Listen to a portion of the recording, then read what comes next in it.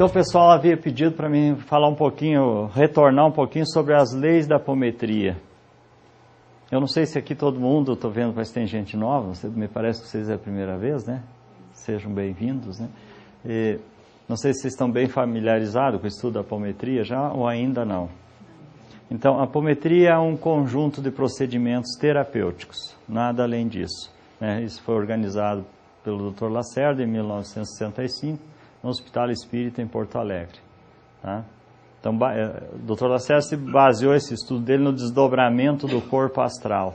Mais tarde nós vamos verificar que não é bem isso, mas enfim, a teoria dele foi desenvolvida em cima do desdobramento, da hipótese do desdobramento do corpo astral, com a ideia que não tinha ligação com o mediunismo. Mas, analisando ou no trabalho depois, no desenvolvimento do trabalho, percebeu que poderia ser aplicado também no mediunismo. Mas, na realidade, é um desdobramento de consciência. Então, nós vamos falar um pouquinho sobre as leis para tirar dúvidas, possíveis dúvidas, né? Dentro da nossa proposta de trabalho, que é o desdobramento múltiplo de personalidade, é baseado na ideia de que a consciência se divide em muitas partes, pode se dividir em muitas partes, e essas partes podem ser sintonizadas simultaneamente em vários médiums e ser trabalhadas. O Dr. Lacerda partia da ideia que os corpos é que se desdobravam. E nós provamos, até pela fundamentação, que são as personalidades que se desdobram, não os corpos. As personalidades não se desdobram, a personalidade encarnada se desdobra. Então, a primeira lei é a lei do desdobramento espiritual. Eu já tenho um questionamento aqui, porque eu acho que o espírito não desdobra. Quem desdobra? Corpos, um desdobramento relativo, né, deixando sempre o corpo imediatamente inferior inconsciente, portanto, não é o que ocorre na apometria, né? E desdobra a consciência ou as personalidades. Ou o ego, se eu quiser, né? Porque o ego desdobraria em subpersonalidades ou personalidades múltiplas que estão em ação permanente nessa estrutura chamada ego. Ou desdobramento anímico. Então, são vários desdobramentos aí, mas enfim, são desdobramentos de personalidades. Esses sim ocorrem, incorporam com a pessoa em estado de vigília, em estado de consciência ativa. O desdobramento de corpos sempre imporá a inatividade do corpo imediatamente inferior. Lei do acoplamento, o que desdobra, o que desacopla, acopla, evidentemente. Então, acho que aqui precisa revisão. Mas não sou eu que posso fazer isso. Vai ser aqueles que estão baseados, que estão focados na base da técnica apométrica. De qualquer maneira, existem desdobramentos. Se o desdobramento é espiritual, o acoplamento não pode ser físico, teria que ser espiritual também. Acoplar fisicamente como? É do espírito para o físico? Só pode ser, não teria outra forma. Mas eu acho que o espírito nunca se desacopla do físico. Porque ele está ligado ao físico através de que ligações? Que elementos que fazem essa ligação? Os corpos.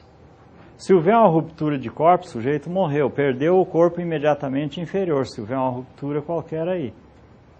Tanto que, no chamado choque anafilático, pelo que os espíritos nos explicaram, há uma sobrecarga de energia no duplo etérico e no corpo astral, gerado por irritação, e aí a pessoa vai fazer uma anestesia, e essa sobrecarga de energia reage à anestesia e quebra alguns elos de ligação entre corpo astral ou duplo etérico e corpo físico. E pode colocar a pessoa em estado de coma ou com sérias dificuldades ou desencarnar. Então, na realidade, eu acho que não valeria muito o estudo sobre corpos, não é importante.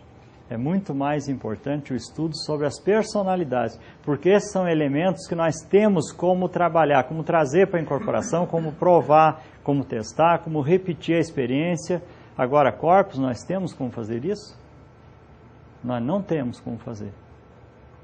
Por isso que os grupos de apometria facilmente se fazem e se desmancham também. Às vezes por falta de fundamentação.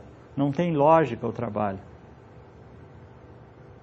Porque se você não encontrar uma lógica e não aprender como trabalhar corretamente aquilo, é lógico que você vai perder o interesse. Porque você faz atendimentos e não tem resultados. Ou você não está entendendo o que está fazendo, você não consegue explicar aquilo. Através das personalidades você explica perfeitamente. Então as técnicas apométricas em si são apenas recursos terapêuticos que podem ser utilizados nos tratamentos das pessoas encarnadas e desencarnadas. Se nós lidarmos com esse enfoque, fica mais fácil. Espírito é uma pessoa. Então, nas casas espíritas, esse tratamento pode ocorrer nas casas espíritas, da mesma forma que antigamente utilizava-se a homeopatia e hoje ainda se utiliza o passe, o esclarecimento, que é a doutrinação desobsessiva, e a água fluidificada. Recursos terapêuticos auxiliares aplicados por pessoas fraternas com a finalidade de aliviar o sofrimento das criaturas, mas que nada tem a ver com a essência da doutrina. Então, quando eu pergunto o que a apometria tem a ver com o espiritismo, a apometria é uma técnica terapêutica que serve à causa espírita ou serve às pessoas com propostas fraternistas, independentes de serem espíritas, né, para socorrer outras pessoas. Então, são recursos auxiliares, como água fluida e passe, não tem absolutamente nada a ver com doutrina espírita. Mas são recursos utilizados nas casas espíritas. Que o pessoal tem muita dúvida ainda sobre isso. Atrela muito a apometria, a técnica apométrica, com doutrina espírita. Eu posso usar a técnica apométrica onde eu quiser.